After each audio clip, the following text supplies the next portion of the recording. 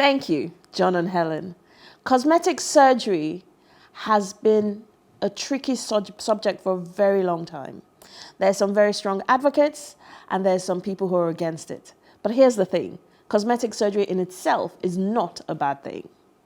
I, for one, plan to do cosmetic surgery at some point on my breasts because they're too big and they cause me a lot of back pain. So I just shocked you there, didn't I? You see, cosmetic surgery is not a bad thing. It's going to help me live a healthier lifestyle in the future. For me, there are lots of taboos, and we need to break those taboos. And one of those taboos are cosmetic surgery. Why is it such a taboo? Why is it such a dirty word?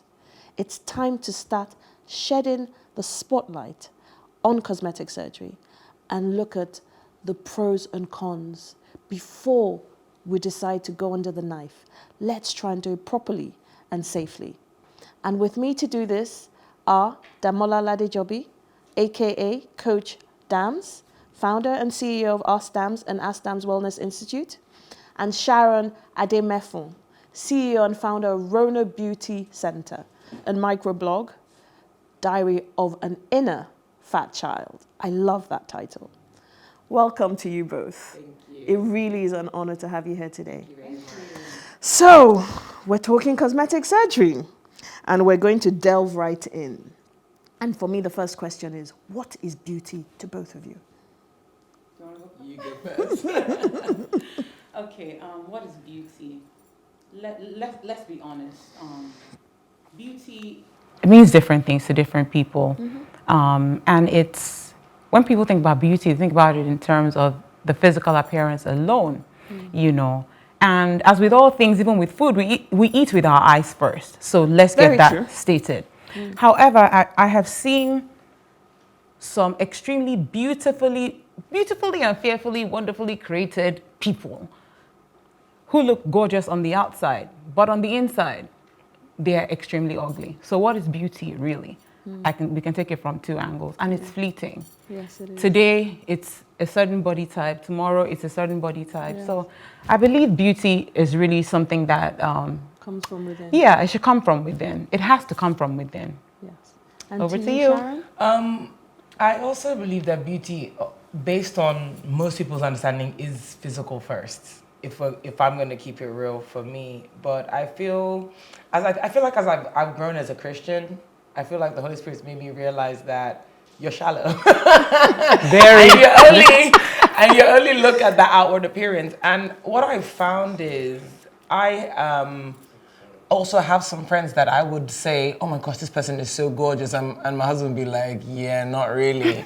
But the reason is because I've gotten to know their inner beauty. So they look more beautiful to me. But for me, I feel that the correct thing to say is beauty is on the inward sides, but I've had to go to through a number of experiences to make me start to really understand that, listen, Sharon, this person is beautiful, receive, accept, but there's more to that story, and vice versa, you know. Yeah, I see what you mean. And you know, there's something you said, Damola, about beauty being fleeting. I remember looking at something online one day about eyebrows. Eyebrows went to different shapes. Oh my goodness. There was a time when it was really thin, when it was really big, and they were all definitions of beauty. Yes. You know, so you are very right. But there's also a shallow element to beauty. We have to be honest about that. Very. And to that, Sharon, I'm going to go to the pertinent question, which is, I know you've done plastic surgery, or rather cosmetic surgery. Yes. And you speak about it publicly. Yes. Why did you do it, and do you feel it was worth it? I did it because at that time I felt that it would make all my weight problems go away, if I'm gonna be real. So I felt like it was like the ultimate solution to an issue. Also, I think I did it because I didn't feel like that there was another way. Do you understand? Like I felt like, oh, I've tried diet and exercise. Let me just get the surgery and then everything will be fine. So I feel like I don't regret it, but I feel like I went into it under the wrong circumstances. I see. Yeah. I see. So it's still worth it? Yeah, oh yeah. I think it's worth it for me because I really like my results. I like how I look. I know the difference between how I looked before and then. And that has more to do with body shape than actual weight. Because I don't believe cosmetic surgery helps people lose weight. And I think that's where I'm telling you I got it wrong because Can you say that again, please? I don't believe cosmetic surgery helps people to lose weight because that's where I got it wrong. Because a year after I'd had my procedure, I was exactly the same weight. Wow. Because I hadn't changed my lifestyle. My body shape was just different. Does that make sense? I see. Relocated They had the sculpted. fats. Yes. So Yes, that's what it's for. I see. You know, so I often say the best bodies are a combination of both, which are you can sculpt and fix, but you have to understand to maintain that you're gonna have to have a lifestyle forever of eating well for the most part and being active. Yeah. And Damola, you're going with Sharon on this journey. Yes, ma'am. What is it like for you, and what are the things you've learned in the process of going with her on the journey? What are the things I've learned from her? I've learned a lot, you know. One of the things that Sharon has also hammered a lot about is people seeking therapy before jumping into surgery. I have never done any body work, I just have to say that. Okay. Apart from having a cesarean section, you know, those are the 2 surgeries I've had to do. However, Sharon always says this. One key thing, even if I don't mention anything else, is that you still have to go down to the basics. You still have to eat right. You still have to work out. She was saying she did surgery. It took 1 year. And then 1 year later, she was still the same size. Yeah. But some people think, oh my God, let me just save this money and just do surgery and I'm never going to get big anymore. They think it's a permanent fix. And so when that doesn't happen, it sends them into a roller coaster of depression. Major. I don't know whether that did that to Sharon, Major. but I've seen a lot of people depressed from the after effects of surgery. So post-surgery, you know, they're retaining water, they're in a lot of pain. I know somebody who actually passed away. Now, that is a bad side because there are some people, that's an extreme, yeah. Because there's people that they come out and you look at them and you're like, oh my God, can I just grab your body in a heartbeat? But one key thing I want people to take out of this session today, even if you don't hear anything from Sharon, is that you still have to go back to the basics. So I'm not saying Basics meaning you have to go to the foundation, the root of the problem. Thank you. Yes. The root of the problem. Ask yourself, first of all, why do I want to do this? 2, am I eating properly? Am I going to eat properly after this? Is my mind in the right state to actually start eating properly? 3, am I going to be active? Because you need to be. You need to actually work harder than somebody who hasn't done any surgery before. That's the truth of the matter. You have to work harder. You have to work harder because you've taken the body out of, you've taken fat out of the body in an artificial manner.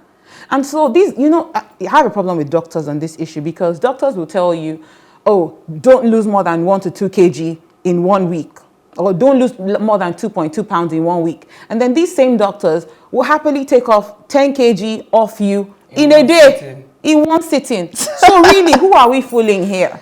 So, you know. And there's the, you know, if you take fat out and you don't put a little bit back somewhere else, your body will have a tendency to grow fat in an area it didn't before. Oh, wow. Oh, really? Yeah, it's something that people don't know. So like, let's say Damola was to take fat from her stomach and not put maybe a little bit in her hips or her butt or something, her arms might start growing big. No because way. I thought that was a myth. Wow. No, it's not. It's too much of a shock to your body. I have a close friend right now who was very small and now her boobs are really, really big. Oh, wow. So, but from the things you're saying now, Yes.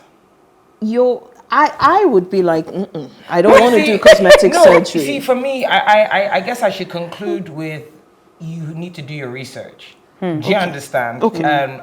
Yeah, so I don't know if that's another question that's going to come up, but I found this out because I was very open and I asked a lot of questions. Right. So even though I might have said, oh, I just want to have a tummy tuck and lipo, because I realized I don't want to grow fat in other areas, it makes you make a different kind of decision. Like, okay, well, if I'm going to do that, maybe I will put a little bit in my hips just so that my body, so it comes down to the fat being removed from your body too quickly. Oh, wow. So you understand? Wow. So, wow. sorry. So, Yes, so that means if you take it out from somewhere, you have to still put It it must be back put somewhere. back, or else there's.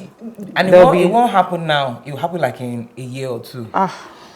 It didn't happen. It didn't happen to me because I knew because you did your beforehand, research, and so I made sure that whatever they took That's out. a lot of wow. Yeah. But let me ask this question. Social media, Sure. pop culture, Yes. reality TV shows, they're all advocates for cosmetic surgery. Yeah? Are they advocates or are they lying? that they advocate. That was where I was going with I this. don't know if they're advocates because you have the love and hip hop ones that remember the one that got stuck in Turkey recently crying and botched job. So you have those ones, right? Then you have the ones that do a nice clean job, like I would say like the younger Kardashians, like them Kylie and Kendall. They've I didn't even know they got. they've perfected the subtle surgery and then they'll make you feel like they worked out, right? And then you now have the ones that are extreme but still say, you know, that they worked out. So that's the negative angle of the social media. But from a positive standpoint, you have websites like therealself.com. You have people giving their post-surgery journeys on YouTube. And The Real Self, why I like it is because you can speak to doctors directly. They show their results. People give ratings to the doctors. Wow. They talk about their personal experiences. And this comes back down to the mental health aspect because if you're a mentally sound person, you can take your time to make a decision. A lot of the mental health aspect is the rush, the emergency-ness. Sorry, I don't even know what word to use. Urgency. The urgency to do it now. Urgency. And in doing it now, they skip all these steps. Do you kind of understand to Yes. find out what's going on? And then a lot of people post their bad things on YouTube. It's just if you decide you're gonna take that information. I think it's kind of balanced, to be honest with you. I think from the reality TV star aspect, there's the social media influencer aspect, but if you're looking for both the good and the bad, You will find it. it. You just need to. But most people have that mindset of it's not gonna happen to me. Do you understand? So you see, there was something you said there about the mental health side of things. Yes. Damola, Yes, ma'am. tell me about how mental health and cosmetic surgery connect. Okay, so what I have come to find out from certain people that I've worked with, a lot of people, because let's be honest with ourselves, so many people are doing surgery these days, cosmetic surgery for whatever reasons. I've come to see a lot, like 95% of them struggle with body dysmorphia. Okay, what is body dysmorphia? So you have a distorted view of, a distorted image of yourself. So you look at yourself in the mirror, and I don't care how beautiful you look on that particular day, there is just something that you want to correct. You see, because your mind is not yet balanced, your mind is not stable enough for you to understand that, look, beauty can actually come in different shapes and sizes. And so you have done this body work. For some reason, you're still going to see something wrong with yourself. You may actually be perfect, like 100% perfect. Like Damz can walk by you and be like, oh my God, I want this body because I don't have that figure. I wish I had it. You get what I mean? But on a serious note, I've seen a lot of people go through body dysmorphia, and that alone is a major mental health disorder. You're working on it with me. I wanted you to talk, so I didn't want to call names. I actually have body dysmorphia, but it's something that I'm still working on. But don't we all have body dysmorphia? We do all have it, but you can have one that you actually can't actually see your progress. Do you kind of get what I'm saying? Now, some people have body dysmorphia on the other side, where you see people who are heavily fat wearing tube tops and bum shorts. Thank So you. There's two There's sides a flip of it. side. There's the body confidence aspect, which is, maybe you start not dressing body appropriate, but in these days they'll tell you what is appropriate and what's not appropriate. The lines are blurred, but everyone does have things that, and that's what I'm talking about, the mental health aspect. So you have accepted that you want to get your boobs reduced at some point, but you've also thought, okay, do you know what? I'm going to have my children. I'm probably going to breastfeed, blah, blah, blah, which I totally, advise because I did have a kid after I had the surgery, and Does it hinder the milk it flow does. for real? And Oh, it wow. was another whole So that's another thing they depression. don't tell people. Because Or they do? because some women can. So it's a percentage thing. So I did for 6 Oh, wow. weeks, you know. But sorry, the point I was trying to make is it's a healthy acknowledgement of what she doesn't like, and she's willing to wait to do what she needs to do for her life before going into something that's a bit more personal for yourself. Yeah. Where body dysmorphia comes into play is that I have to do it right now. I see. Do you get? Because in my head, I was thinking, And until you do it, you self-abuse yourself till you do it. So I can say to myself, before I went into surgery, there was a huge amount of self-loathing. I hated myself. I was now on changing in the bathroom status. And I hate changing in the bathroom because it's all hot from the steam, but I literally didn't even want to look at myself, talk less of other people looking at me, because I just couldn't accept that you had a baby, your body is recovering, so on and so forth. And then I would you will find that people who have this, they're big detox people. They're always on some kind of quick thing. So it's also part of the mindset, after I have surgery, I'm just going to do this detox. Not accepting that your mind actually isn't physically, mentally prepared for the pain, the change, and the transition. so I'm going to ask you a question. Sure. Because you talked about being in the bathroom, not wanting to see yourself naked and all of that. Yes. You were married at this time. Yes, I was. And you already had a child. Yes. How But did this impact your marriage? it did in every way. I feel like husbands really suffer through things like this, especially if they can't afford for you to have the surgery. Let's be real. It's like So the surgery is super expensive. it's not cheap. I'm just gonna put it that way, because I don't know how much people are charging in Lagos, because it's a big thing in Lagos now. But when I went to have my surgery, my husband paid over $20,000. Wow. Do you understand? Because I was having so many things done at the same time, which is, I don't know if you'll ask later, but which is one of the major advices that I give to people, that keep whatever you're doing small. Like narrow it down. So instead of doing 4 things, maybe do 2. Be more strategic about and just see how it goes. But once again, because of money, you're calculating operation room fees, you're calculating the nurse fee, you're calculating the anesthesiology fee, which would only technically be 1 if you did all of them at the same time. But if you decide you're going to break it up, you're going to have to pay those fees repeatedly. If you live outside of Nigeria, if you live in Nigeria, that's traveling, that's hotel. So a lot of people do end up risking their lives a bit more because of the money aspect. So I'm gonna interrupt you for a second, and I want to go back to the husband. Sure. So, before and after, what is his preference? How does he feel? My husband's a bit of a unicorn. You will never know. Do you get? But I honestly feel that he definitely prefers after, but he would never openly say. So him doing this, paying for the surgery, is because I just want to make my wife happy. But low key, he wants to make himself happy. He wants to make himself happy. But guess what? I know a lot. Like, I would say that it's almost, I honestly feel like for my husband, I felt like he was put in a position where he didn't really know what to do.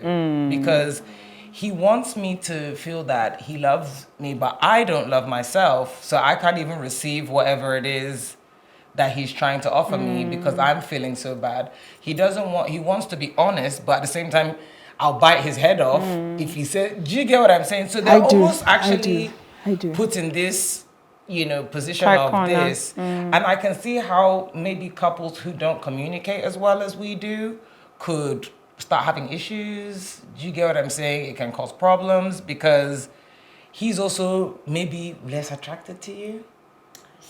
And maybe he's sleeping with you a little bit less. You know what I'm trying to say? Like, where this thing, we don't have enough time to delve dig into deep. it. I but wish we did. It's an angle. Yeah. It's It another is. angle. It is Very actually valid a very angle. important But this is angle. also where that urgency factor comes in. That and if people are in relationships where maybe the husband is known for going out or whatever, that too can also be there because you're now, 2-3 children down the road, your body doesn't look how it used to, then maybe you see these young hot ones, you know, and you just feel like, I want to, you know, be like that. Thankfully for myself, I can honestly say that was not for me. I think I just had a problem with myself. And I think that because when I had my first child, I had extreme exercise bulimia. And it was one of those situations. What's exercise bulimia? It's when you... Damola, go for it. You know what I want you to... I'll say a line about it, but I want her to go into it because she actually went through it. So it's when you are extreme about calculating the amount of food that you eat, and you either have to burn off at exactly that or double it because you always want to be in a caloric deficit. Wow. So if I ate, like, after I had my son, I breastfed him for 6 weeks, and I literally could have done well because I wasn't understanding the whole supply type of thing, but at the same time, I really wanted to diet. So I ended up just stop breastfeeding him, and I used to pretend I was breastfeeding him. I would hide in the closet and feed him formula, and then when, like, my aunt or my stepmom would come in, or my mother-in-law would come in, I would put him back on the boob until he's all full now. And they think that I've breastfed him. Wow. So I'm just letting you know. There's a lot that goes into this. Okay. So can we talk? Can I say a line on this exercise bulimia please. thing? You see, exercise bulimia. That's actually it's a very big issue because you can't. There's no way if you eat a meat pie that's about 600 calories approximately. Do you know what it means to actually burn 600 calories? So it will take you about 2 hours or 3 hours of doing something very intensive. 2 hours on the treadmill. Yes. So here's how to think about it. Whether or not you do anything, just for being alive, whether you work out, you don't work out, even if you're laying in bed all day not doing much, your body will burn approximately 1,800 to 2,000 calories a day. Any other thing is extra. That gives you some sort of relief. So you don't need to go into an exercise bulimia.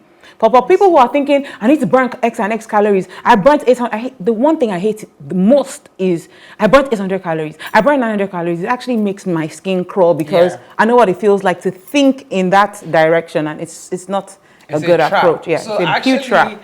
This journey to plastic surgery started way before it started. Wow. Because it was an unhealthy understanding of your body, how your body worked, and not accepting how you looked. Do you understand? So to round up, I want to ask the both of you, starting with Damola, if you were to give someone who wanted to do plastic surgery or cosmetic surgery, yes, if you were to give them advice, what 3 things? You've said a lot of them in this short timeline, but what 3 things would you say to them? Okay, what 3 things would I say to them? I will tell them first things first. You see, I've never met anyone as honest as my friend Sharon. She's my friend, she's my sister. I've known her since forever. Go and watch Diary of an Inner Fat Girl.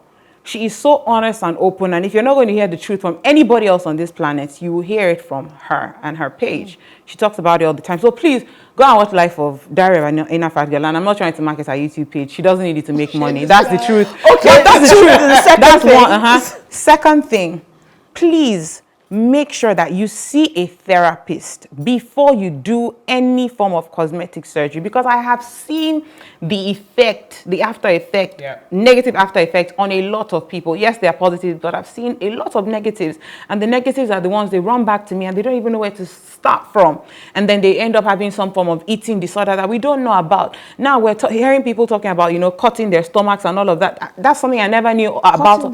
Yeah, like apparently gastric. You can cut your not gastric. You actually cut your stomach. It's permanent. So that means that if you have not trained your mind to eat properly, which is my third line, God, thank you. So that means you're subjecting yourself to a lifetime of throwing up. What? Because why would you, if you cut your stomach to half of its size or quarter of its size, cutting part of the so you will puke, because obviously you're going to have the portions, all these things need readjustment. So, so one, life thing, of a diary, watch Life of a Diary of an Inner Fat Girl by force. 2, therapy. Number 3, therapy. 3, what's the thing I said? I spoke to. So 3. It all boils down to you're still going to need to eat healthy and exercise. So do it and call it a day. Look at Kate Henshaw. Sorry, she may have other. Somebody said her life is not perfect. Blah blah. I said whatever it is, physically or what, she's still working out and eating healthy. She puts in the Regardless work. of genetics. Thank you. You're going to have to put in the work. I want to eat better. Okay, today I ate meat pie yesterday. Let me try and eat something healthier today. You know, balance Just is do key. the work. Yeah. Balance is key. And then the 3 things very quickly. For me, the first thing is understand that cosmetic surgery is a potential gateway drug. Gateway drug. Yes, because it's the opening of you always feeling that you just need to go on a surgery table to fix things. Right. Oh, wow. So it is a mental gateway drug. It's something that even me, since I've had surgery, I've had to battle with not trying to tweak here, tweak there, because I understand the implications of it. So it is a potential gateway drug, so mental health.